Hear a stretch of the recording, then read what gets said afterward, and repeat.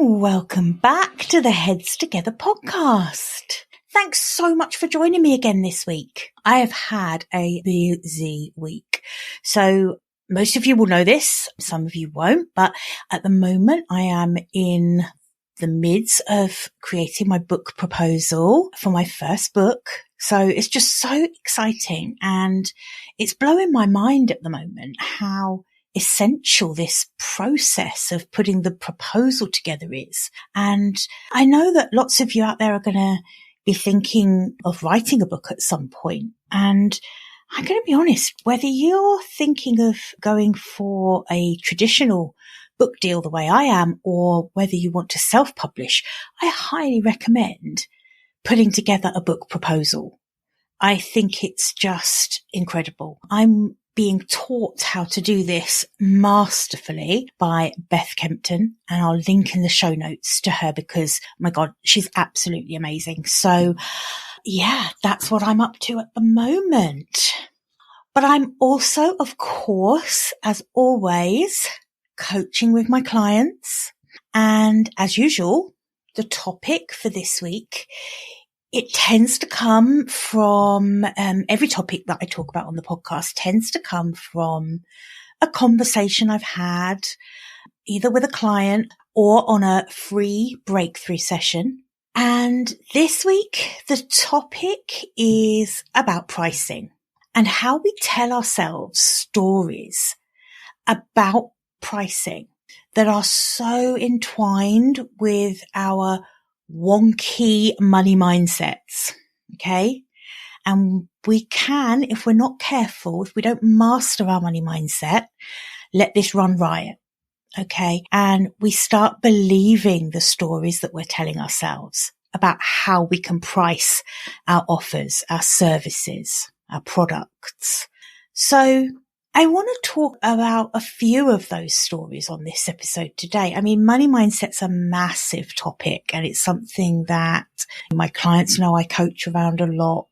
And it's something that certainly, if it's something you're struggling with, pop to the show notes, book a breakthrough session, because we can do a lot in that free 60-minute session around breaking down some of the limiting beliefs that you've got around money. And, you know, if you are an entrepreneur, if you are either an entrepreneur now or someone who is dreaming of starting your own business, your money mindset can be an absolute minefield to navigate.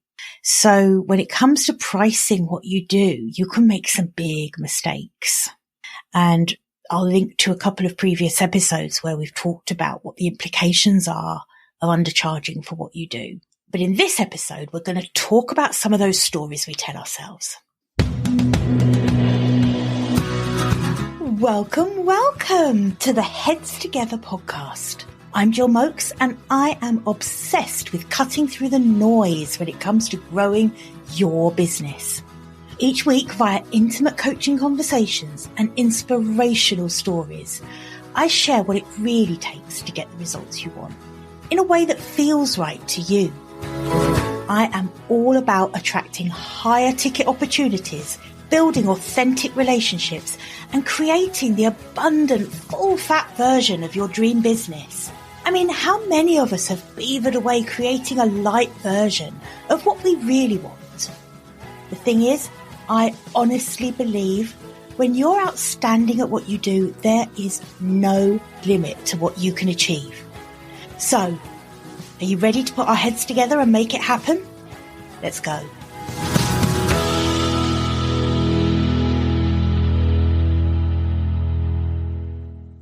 Okay, so the first very, very common limiting belief that we will tell ourselves when it comes to our prices is, my audience can't afford it. My prospective clients can't afford it. Okay? Now that there is a limiting belief. The truth is that you don't know how many people on your email list can afford you or not. You don't know how many people who are exposed to your social media can afford to hire you or not.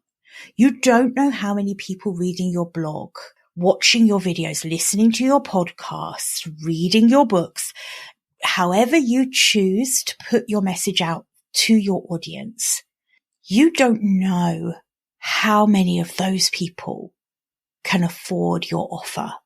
It's a story you're telling yourself. My audience can't afford it.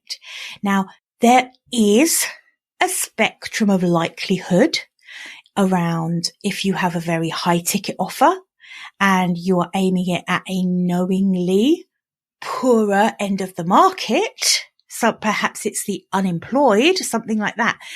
Clearly there's a disconnect there, right?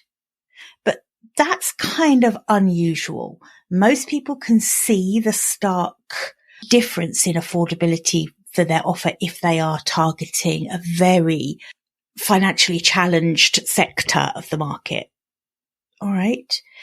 For most of us who are either coaching or we've got some kind of online business, maybe you're a branding strategist, maybe you're a VA, maybe you're a business consultant, right?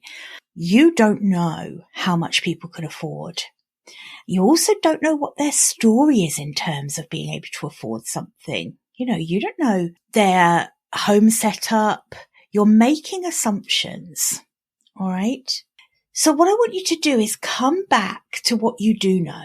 And that is that if you do a great job of demonstrating the value of what you offer in terms of solving a problem or in terms of providing a solution to something, then you do know that your audience, your prospective clients are going to do everything they can to invest with you.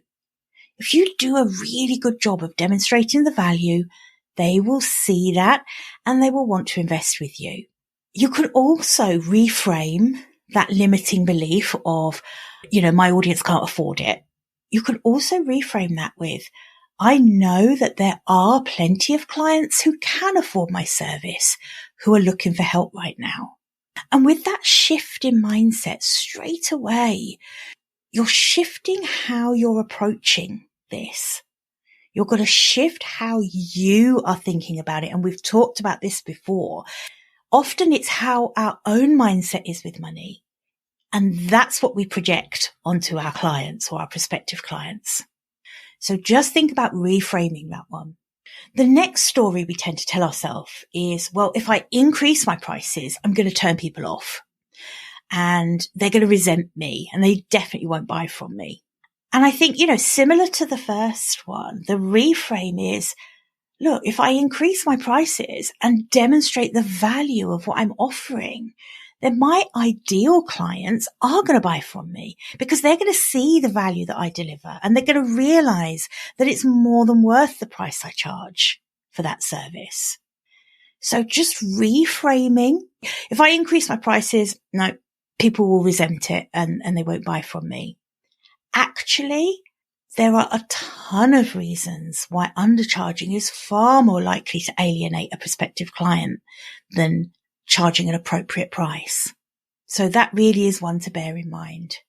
Another myth, and this is really something I come across an awful lot, is that people assume that it's much easier to sell a lower ticket offer than a higher ticket offer, right?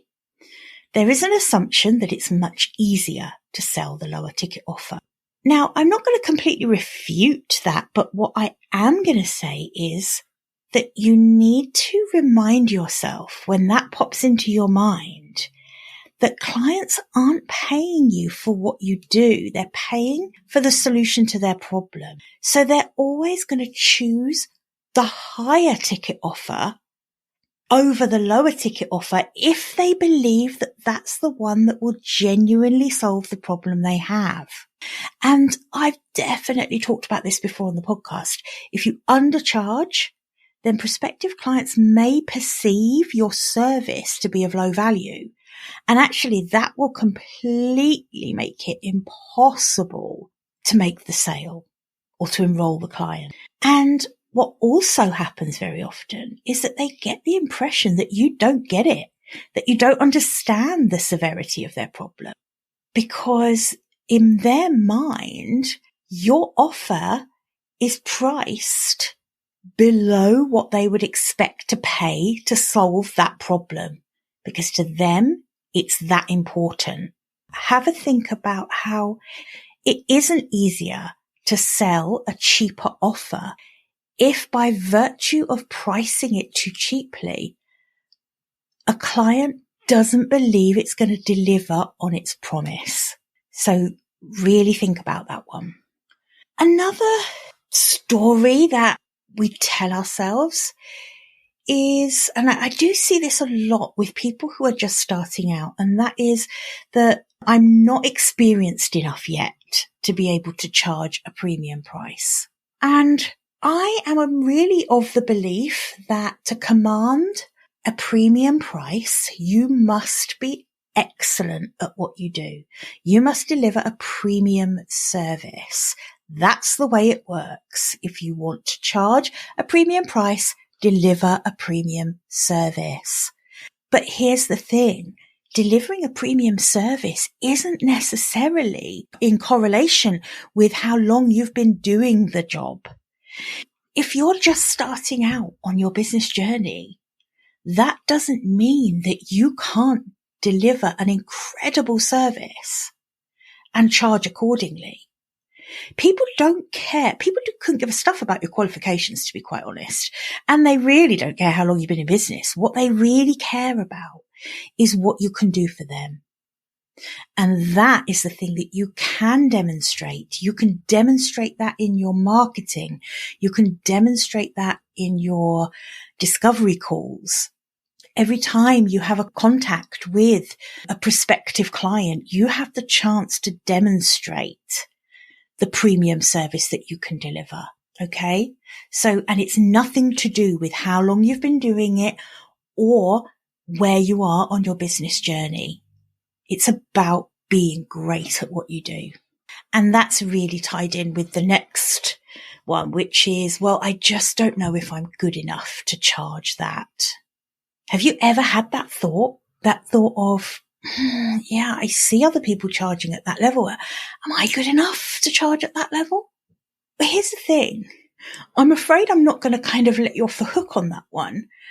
The answer to that, you're right. You can't charge a really premium price in your industry unless you are good enough. Seek feedback.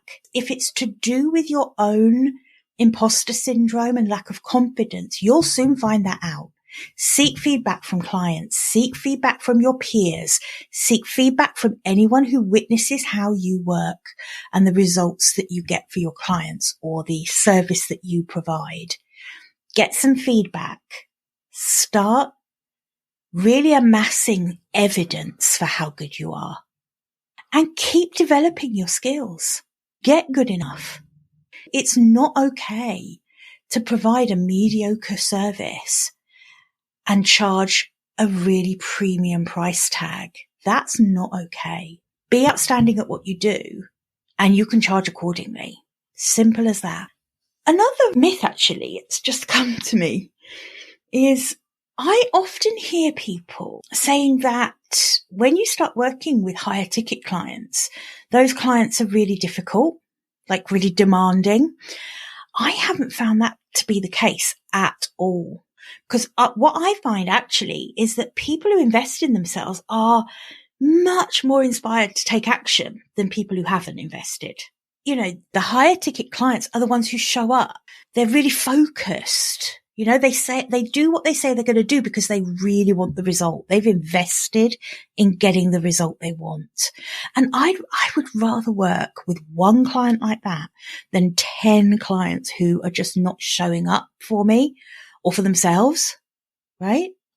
So that's a little extra one there at the end, because I think that's really true. It's another story we tell ourselves about our pricing, that if we start charging a high price, we're just going to attract really difficult, problematic clients. Just not true, or not in my experience anyway.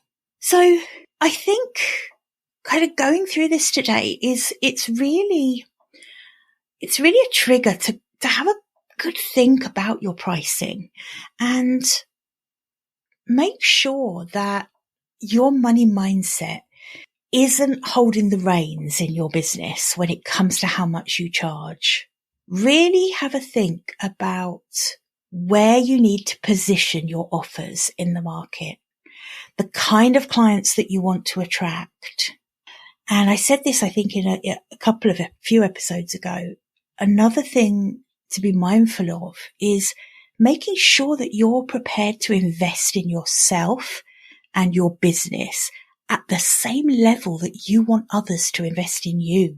Think about that. Are you the kind of client that you want to attract? Or are you the person that's still just signing up for all the freebies and trying to cobble together a business strategy out of that?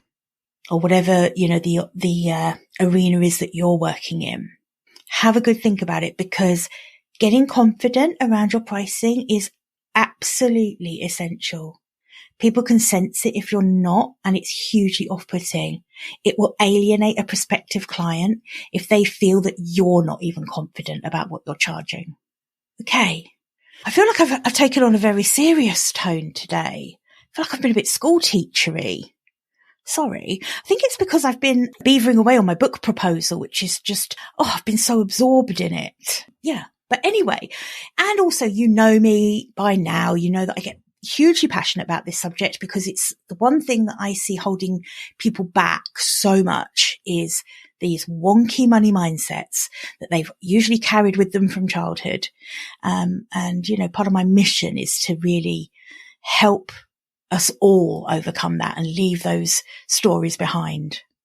Okay. Well, I hope that's been useful. Another thing that I just wanted to mention before I go is that for those who are subscribed to my newsletter, I'm giving them the chance to opt in to a second podcast. It's a completely private podcast, so you will only get access to it if you opt in via my newsletter. And it's a audio diary of my journey to writing the book. So I thought I'd share that here as well, because I know that writing a book is something that a lot of you have on your to-do list for someday. So feel free, I'll pop a link in the show notes. Feel free to sign up to the newsletter, and then you'll get that option to also sign up for the private podcast and follow along with me. It will be a very raw, unedited audio diary of my book writing journey. But I think it's quite fun to share, and it will be just interesting to have you along for the ride. Okay, until next week. Bye for now. I hope you enjoyed this episode, and that getting our heads together this week has filled your mind with what's possible. If you love the show, would you do me a massive favour, please? Would you leave a 5-star rating on Apple Podcasts? It would really help me put more heads together, reach more ears, and expand more minds. Until next week, bye for now.